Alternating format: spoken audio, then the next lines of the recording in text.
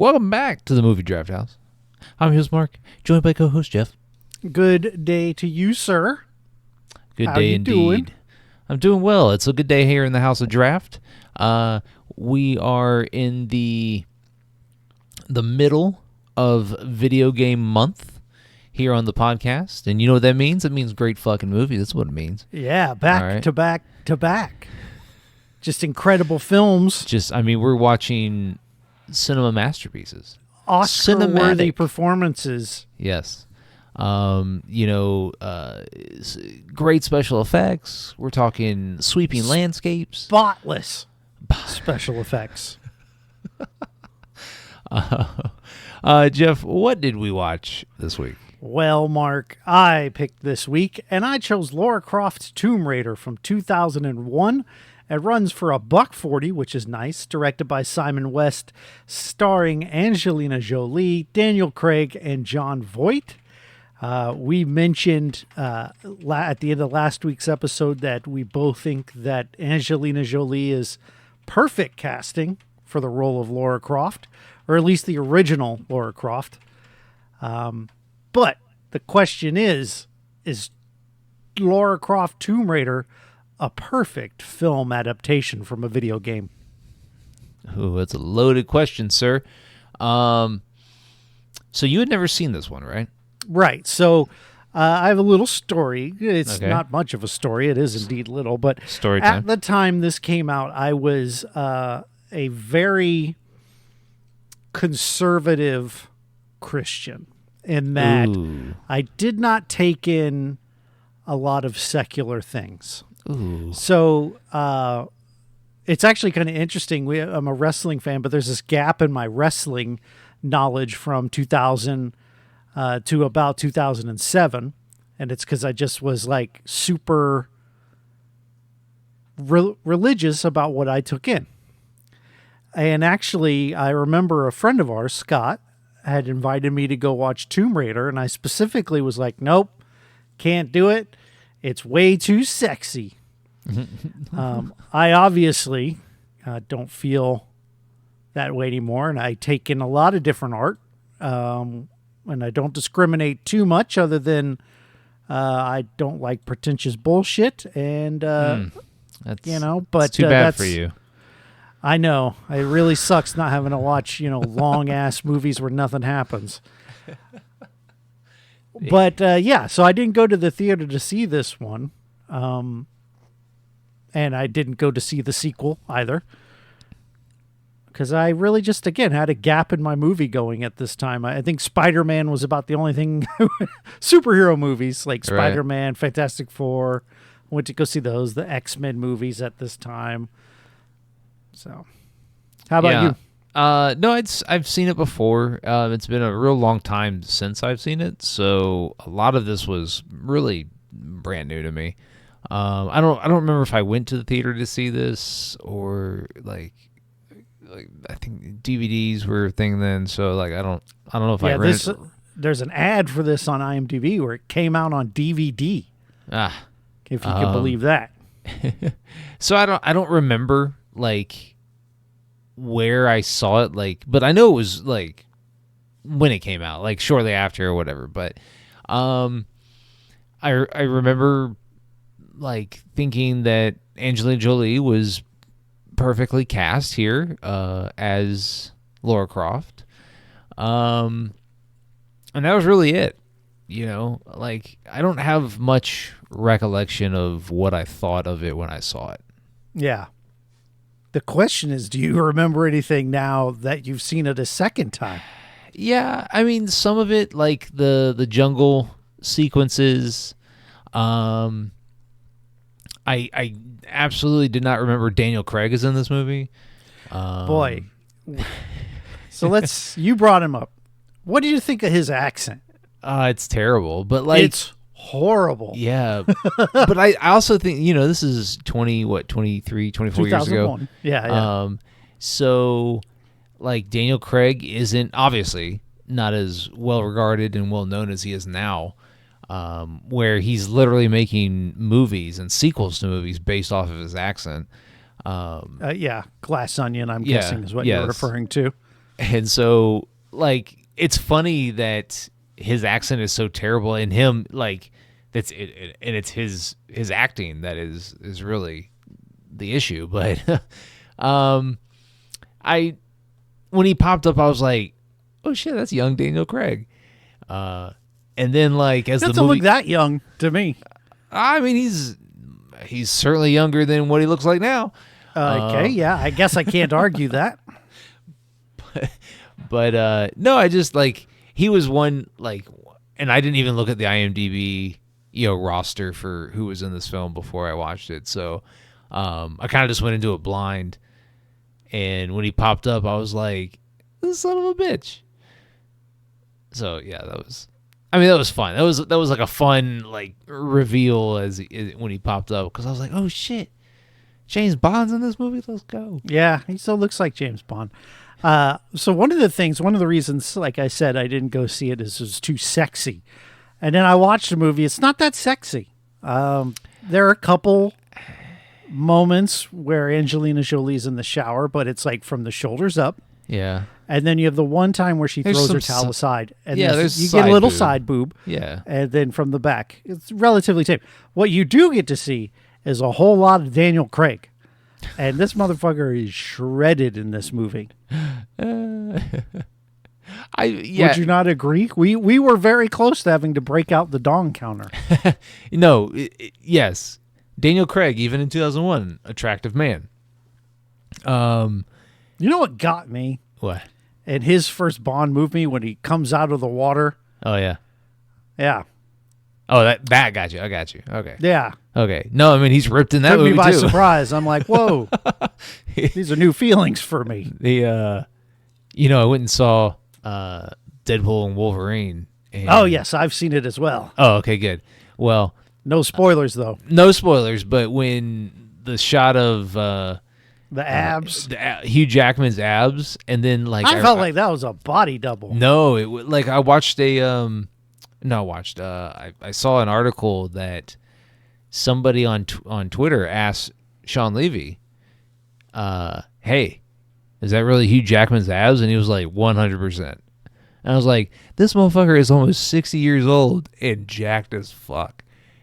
It's Yeah. crazy. Having money is wild when it comes to your body.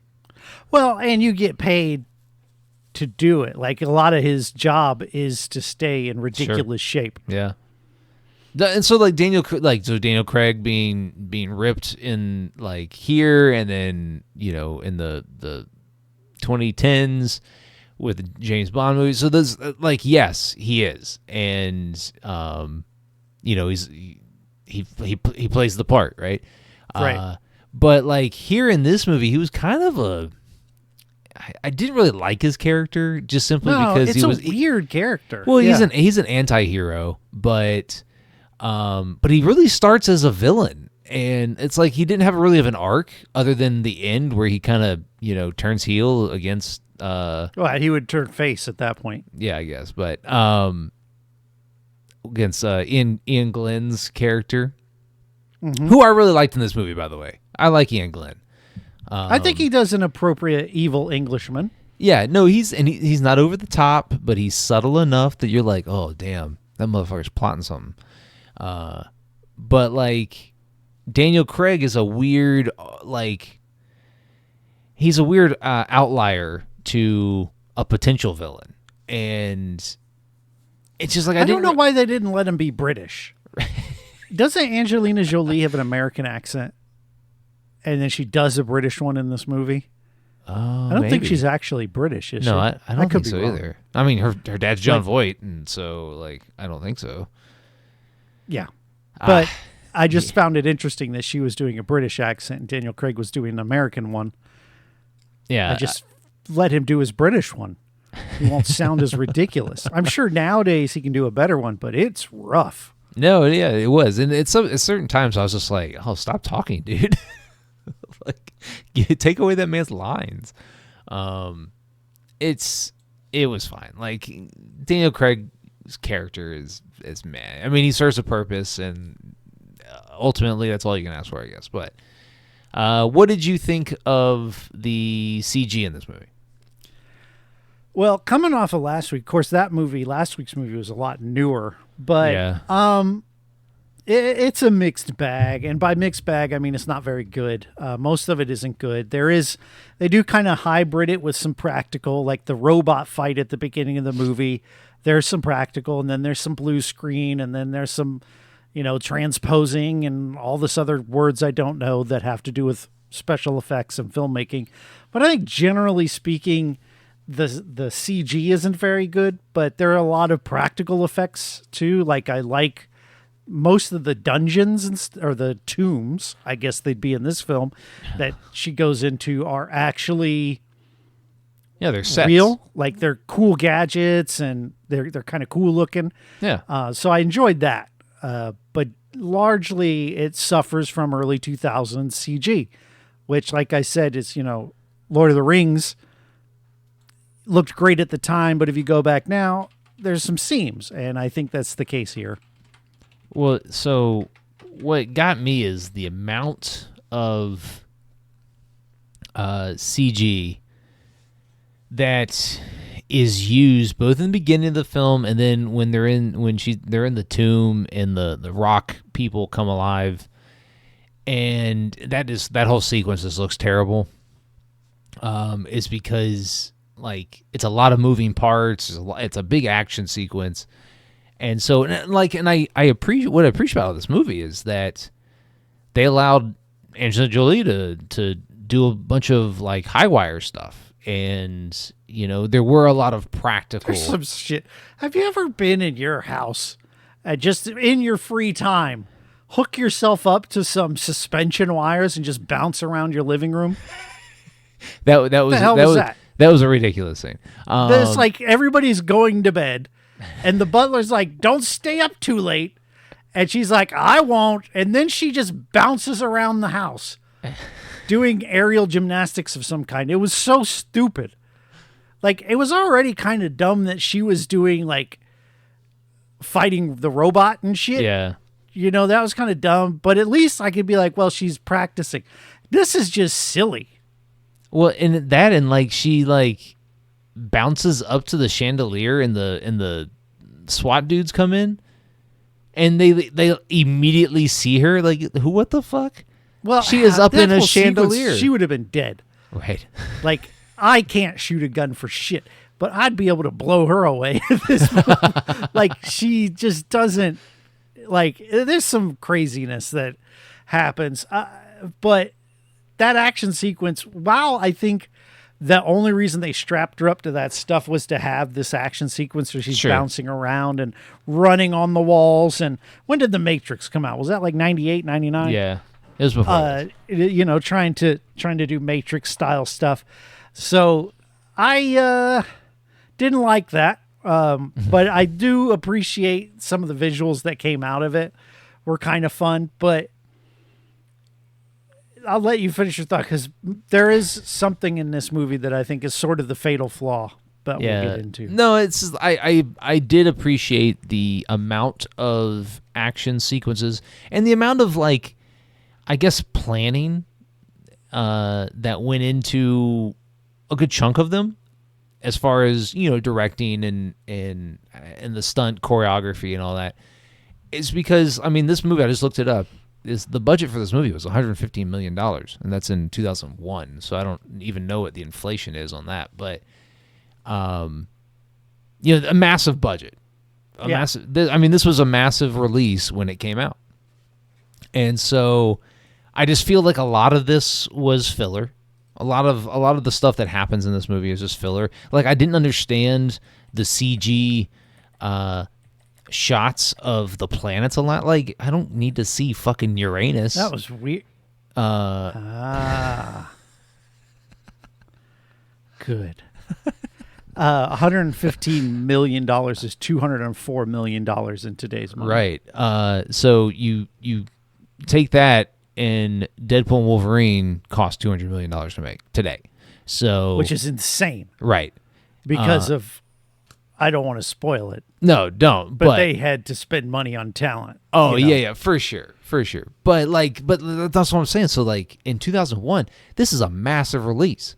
And I just feel like a lot of the things that happen in this film are just there because they knew they had this budget, and they're like, oh yeah, high wire shit in the mansion, bounce around, let's get everybody shooting at Lara Croft, and she's just bouncing around on this thing.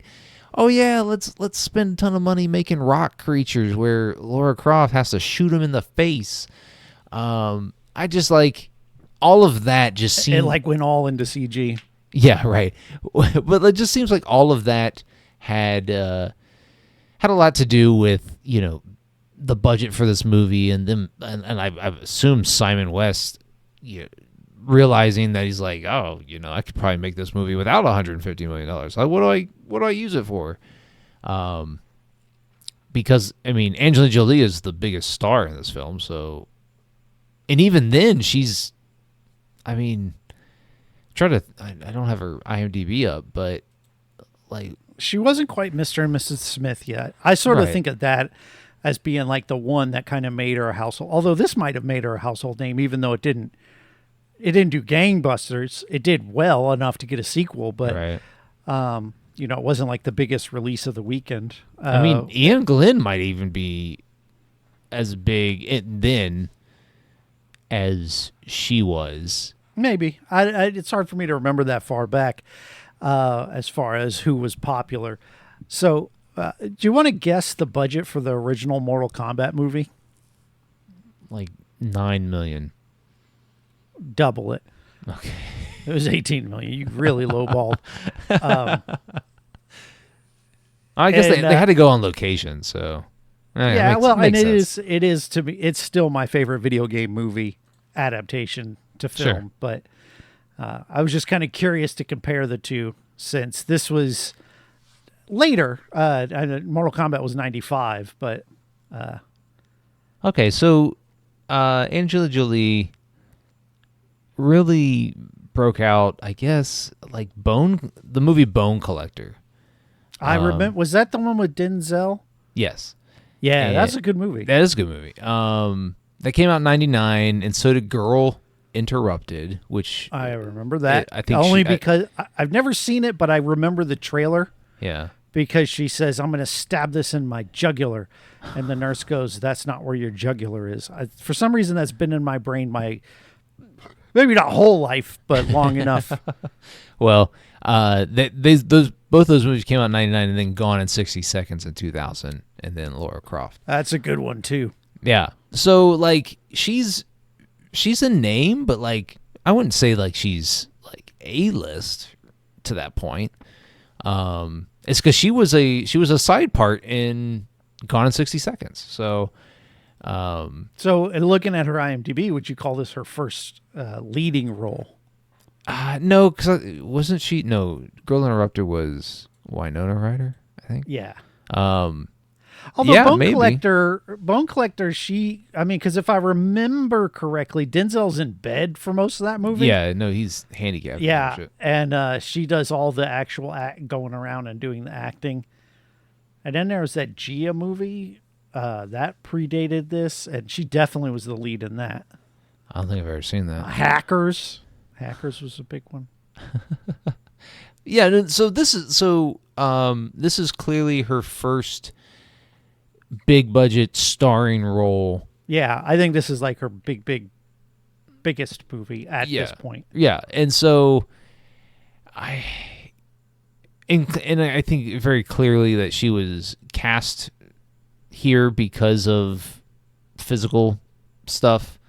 Well, she looks like Lara Croft. Right. She looks like the Polygon she puts Lara Croft. her hair back, and I'm like, this is as close to video game accurate casting as you can get, I think. Like, there's a ton of shots in this film of just her face, and like it's a weird choice because they're close up. They're like close up shots of her face, and specifically like her mouth region. I know she's got attractive lips. Her lips are like her, I don't want to say key feature, but one of her most prominent ones. Right. And so, but like just the amount of close-up shots of her face and lips, I was just like, okay, we get it, Simon. Yeah, the sequel is made for less money, $95 million. Well, they probably were like, hey, you wasted a lot of money on some bullshit. We don't need to give you Maybe. that much. Or maybe CG was cheaper, you know. Oh, that It's could only be 2 it years too. later. Yeah. But like, there's just a lot of stuff in this movie that that is filler, and it really didn't need to be. I didn't really need to go. I mean, I get it. She is a treasure hunter, and so I wish we got more actual treasure hunting in this movie. Then Yeah, I'm okay with the level of tomb raiding she does. I think she does enough of it to warrant the name. But my problems, because you mentioned that there's a lot of filler, and I agree, but there are a lot of things that could have gone in that space instead of what they did. Mostly she is not likable. yeah, And this is our heroine. And is the it the main fatal thing flaw? that keeps me from liking her is that she treats her staff like shit. Like both her butler, and then she has like a computer guy who's always with her, and she just treats them like trash, even though both of them like risk their lives for her. So like after that invasion of the place, you know, the house is a wreck, Yeah. and the butler and the computer guy are cleaning up stuff, and she comes downstairs from a nice rest, I guess. She's just like rich Right, and and treats her 2 staff members like crap. And while I'd be okay with that, the problem is that she's the lead. The other problem is that she never develops any camaraderie with anyone for us to actually kind of get to know her or care. And it keeps the stakes from being raised because we never care that she's in danger well, and that or and anybody she's- she cares about is. And the only person she cares about is Daniel Craig's character, and he doesn't give a shit, you know? right. It's weird. That was my biggest problem with the movie was the lack of character development. Yeah, and it's a good point because, like, this is the titular character, right? And to have her be as gruff as she is, and rough around the edges, like I get it, she can be rough around the edges, but still I'm have fine with that. Yeah, still have some redeeming quirkiness or charm to her. But like, Her heart, she has no heart. yeah, Like, there's this whole thing that really is supposed to be about her dad. Problem is, her dad's dead and he's not in the movie, so there's no way for her to interact with him. What would be good is if she interacted with someone else, talking about how she misses her dad, or if her butler. What I thought of the whole time is her butler should have been like Alfred right. to Batman. Like he should have been the one who's like, your father was blah. Of course, then it might have been way too hard on the Batman side of things, but something where we actually can care about her quest. That's the other thing. I didn't even know what the hell they were doing. Like, so the Illuminati, I guess, the actual Illuminati wants this triangle for superpowers. And so they hire a guy to go get it, but he also wants superpowers.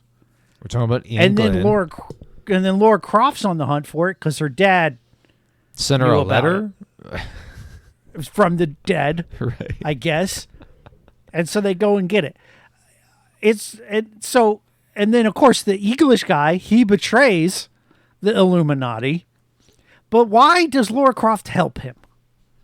Like, there's a point in the middle where he talks her into helping him, but I don't get why. Like, the guy wants superpower. He tells her that. Yeah. I want to be a god, basically. And if you do this, I'll resurrect your dad. But I don't ever think she believes it. I don't know. It just, like, the motivations weren't great. And Well, so I guess my biggest problem with Lara Croft Tomb Raider is Lara Croft, despite the casting excellence. Well, and I mean you're pretty spot on because and that the writing here is not good.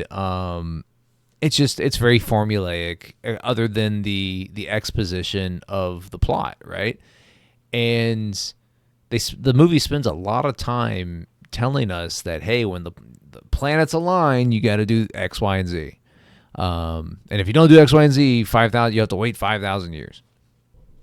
And so that's supposed to be Lara Croft's motivation. And then we learn that she wants to get the clock or whatever it is to potentially, like, I guess, go back in time and save her. So this film becomes a time travel movie, by the way. Does it? Like, do they really time travel? I mean, she talks to her dad. Yeah. So like a ghost. I don't know that it's time travel. I don't know, but the movie makes you think that she would be able to go back and save her dad. And so, like, the last quarter of the movie, you're thinking, oh shit, well, okay, her motivation is to go back and save her dad because she misses her dad, all this, he went missing, now she knows he's dead, blah, blah, blah. And so when that point comes, and then he's like, bitch, you done fucked up. Why are you here? I'm like, shit, what? She done fucked up. Dead dad is chastising her. It's just weird. That's got to be brutal, right? It is. Right. You talk about trauma, man. Your dad comes back from the dead, and the only thing he has to say is, you fucking up. Go back to therapy, you bitch. Yeah. I just, like, it's weird. It's a weird plot for a first film in what I imagine Sony or whoever, Paramount, whatever, thought was maybe going to be a franchise. So technically it was. It had a sequel. Yeah, and then a remake. Well, yeah, okay, true. But it's a weird convoluted plot for a first film as an introduction to a character. When it could have just been very simple. They could have streamlined everything, made the plot very simple. And could have actually used John Voight as, like, her side man, right? As, like, she's tagging along or he's tagging along with her on the tomb raiding adventures, and we get to know the character that way. And then we get to learn, why is he so fucking rich? She is rich. Right, rich. but, like, nobody ever explains, and it's not really even explained in the games, I don't think, but we're just left to believe that, okay, she's rich. She got left a bunch of money by her dead dad. Cool. But, like, this movie could have been very much different and better, I think, if they just made things simple. I mean, you could have still done the high wire shit. You still could have had, excess action and all that. You still could have globetrotted, but it could have been very more intimate, a more intimate story between Lara Croft and her dad, or just even Lara Croft grieving her father if you still wanted to make her dad dead. But no, they opted to have a weird Illuminati storyline, which was convoluted for no purpose. Yeah, I didn't get that. I mean, it could have just been a treasure thing. I mean, here's the thing, though. These movies have already existed, and they're called Indiana Jones. Right. And even the Jones Mummy always movie has some sort of overt, like, supernatural thing on it. Yeah. So there is that. But maybe you do, like, a grounded one. Not everything needs to be fucking animated rocks and shit. Well, and another thing about this film, when you consider what came before it, you have a ton of adventure, treasure hunting adventure films by this point. Indiana Jones, and then the Mummy films. Was Mummy out? Yeah. Yeah. In the Mummy films, at least the first two, I think, pretty good, right? Well regarded now, but pretty good at the time. And you could have just, like, taken bits and pieces from all of that and just kind of just threw it down and just said, hey, we're just going to introduce the character, and you get to love Angelina Jolie. When really the writing was so superficial that we hated Angelina Jolie, and really the story too. Yeah, I agree. Jeff, do you recommend this one? No, definitely not. It is not good. Yeah, it's better than last week, though. Yeah, sure, it is. But it's still. I think this is what people think of when they think video game movie. It's just, I've seen worse, but I've seen a lot better too. Yeah. How about you? No, I don't recommend it. It's not good. A large chunk of the movie, I was just like, what are we doing? And then I too grew tired of Angelina Jolie's shtick in the movie, of just kind of being like an unlikable badass. And so, I was just, by the end of the movie, I was just like, I threw my hands up and just. I couldn't wait for it to end. I was ready for it to go. Like, please stop now. I mean, what's really damning about this is that it's only an hour 40 minutes long. And it feels still, there were every bit many of it, times yes. I hovered my mouse over the progress bar to be like, oh God, I'm only halfway through. Shit. Yeah, no, it does. It feels it's sluggish. You feel like you're just kind of going through it. Yeah, definitely. I definitely don't recommend this either. Jeff, what are we watching next week? Well, next week we're gonna do one that we've both seen so far. We haven't. Well, you said you had seen this one, but anyway, yeah, I've seen it. We both have seen the next film, which is Ryan Reynolds and Justice Smith in Detective Pikachu, The voice of Pokemon Ryan Reynolds. movie. The voice of Rob. No, he's in there too. Is he? Spoilers. Yep. Oh. At the very end. I'll have to be on the lookout for that. Okay. I can't. Are you saying I can't miss Hard it? to miss. Okay. I mean, if you're watching the movie, he's in it. Okay. But it is obviously based on the Pokemon series. And at the time, I think a lot of people consider this like the best video game movie. We'll see. Yeah. We'll see. Better CG, though. Anyways, don't forget to hit the subscribe button when it pops up if you're watching here on YouTube.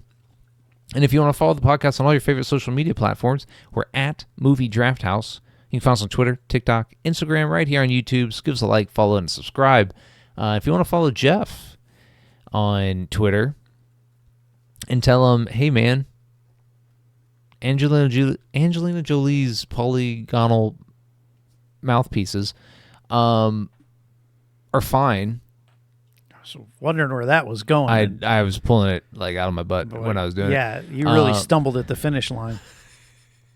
You can find him at Podcast by Jeff. And if you want to get in touch with Mark on Twitter and ask him what his favorite Pokemon is, you could do that at I Heard You Liked. It used to be Snorlax. But there's so many fucking Pokemon now. I don't know them all. I can't. Well, I don't know them all, but I know enough. I know like we'll talk about Pokemon next week. Yeah, but, I think I know the originals. I know the originals pretty well. But yeah, I don't have a favorite Pokemon. However, you could if you want to shoot me a suggestion and be like, hey, this Pokemon's really fucking cool. I'll look it up. I'll take your word for it. Anyways, Vagina Dawn. It's a water type Pokemon. I apologize. Do you remember the last movie we saw Justice Smith in? I do. That was a good one. That was a good one. Speaking of water Pokemon. My man. Go back in the back catalog. Check out the Voyeurs. Sydney Sweeney. Who would have thought that we would be in for Sydney Sweeney's boobs in that movie? Not I. But I'm grateful that we were. Jeff, any last words? No, definitely not. I think you said just enough.